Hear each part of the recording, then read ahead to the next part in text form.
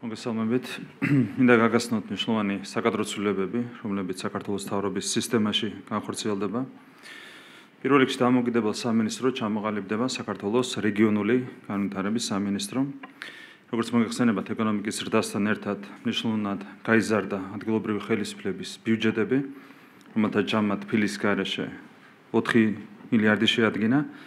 ეს ერთი მხრივ ზრდის ადგილობრივი ხელისუფლების შეასრულებას, განახორციელონ საზოგადოებისთვის მნიშვნელოვანი პროექტები, ხოლო მეორე მხრივ ზრდის გამოწვევებსაც, რომლებიც შესაბამისი ამოცანების შესრულებასთან არის დაკავშირებული.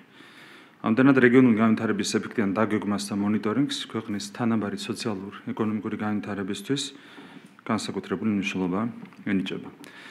ახალი სამინისტროს ერთ-ერთი უმნიშვნელოვანესი მისია რეგიონულ განვითარებასთან დაკავშირებული ღონისძიებების მაქსიმალური ეფექტიანობის უზრუნველყოფა იქნება.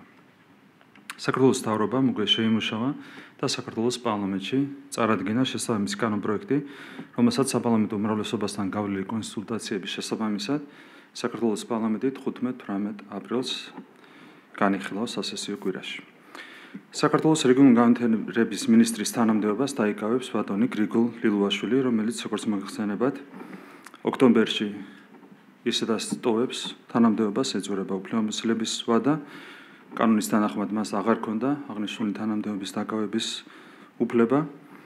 ბატონმა გრიგოლ ლილუაშვილმა დატოვა სახელმწიფო უსაფრთხოების სამსახურის უფროსის თანამდებობა და კანონის მიღებისთანავე ის დაიკავებს საქართველოს რეგიონული განვითარების მინისტრის თანამდებობას. მოგეხსენებათ, რომ გრიგოლ ლილუაშვილი საქართველოს პარლამენტში წლების მანძილზე იკავებდა რეგიონული პოლიტიკისა და თვითმმართველობის კომიტეტის თავმჯდომარის თანამდებობას, ზოგადად მას აქვს რეგიონებთან მუშაობის გამორჩეული გამოცდილება, შესაბამისად მისი მინისტრობა უზრუნველყოფს საქართველოს მთავრობის ეფექტიან საქმიანობას რეგიონული განვითარების ამოცანების შესრულებისას. მე მინდა მადლობა გადავუხადო გრიგოლ ლილუაშვილს სახელმწიფო უსაფრთხოების სამსახურის უფროსის თანამდებობაზე უაღრესად წარმატებული საქმიანობისთვის. ურთულეს გამოწვევების ფონზე მან უმნიშვნელოვანესი წვლილი შეიტანა გასული 6 წლის განმავლობაში საქართველოს ეროვნული უსაფრთხოების უზრუნველყოფასა და შემდგომ განმტკიცებაში. დავაზუსტებ, რომ საქართველოს ინფრასტრუქტურის მინისტრის თანამდებობაზე მუშაობას განაგრძობს ბატონი ირაკლი ქარსელაძე. საქართველოს სახელმწიფო უსაფრთხოების სამსახურის უფროსის თანამდებობაზე საქართველოს პარლამენტს წარუდგენთ ბატონი ანდრე ოხანაშვილის კანდიდატურას. შეგახსენებთ, რომ იუსტიციის მინისტრის თანამდებობის დაკავებამდე ანდრე ოხანაშვილი წლების მანძილზე იყო საქართველოს პარლამენტის წევრი, იურიდიულ საკითხთა კომიტეტის თავმჯდომარე.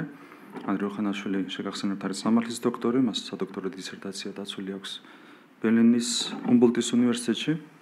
საქართველოს პარლამენტის თავმჯდომარესთან და საპარლამენტო უმრავლესობასთან გავლილი კონსულტაციების თანახმად საქართველოს პარლამენტში ანდრე ოხანაშვილის დამტკიცებას ზეგ მიმდინარე კვირის პარასკევს ეღრება გენჭი.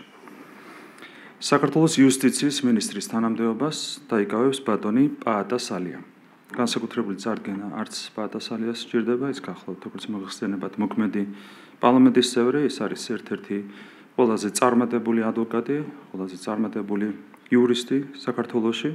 მას აქვს იურიდიული განათლება მიღებული საქართველოში, ამერიკის შეერთებულ შტატებში. მე მინდა წარმატება უსურვო მას, მე მინდა წარმატება უსურვო გრიგოლ ლილუაშვილს, ანდრე ოხანაშვილს, პაატა სალიას ახალ თანამდებობებს. დიდი მადლობა.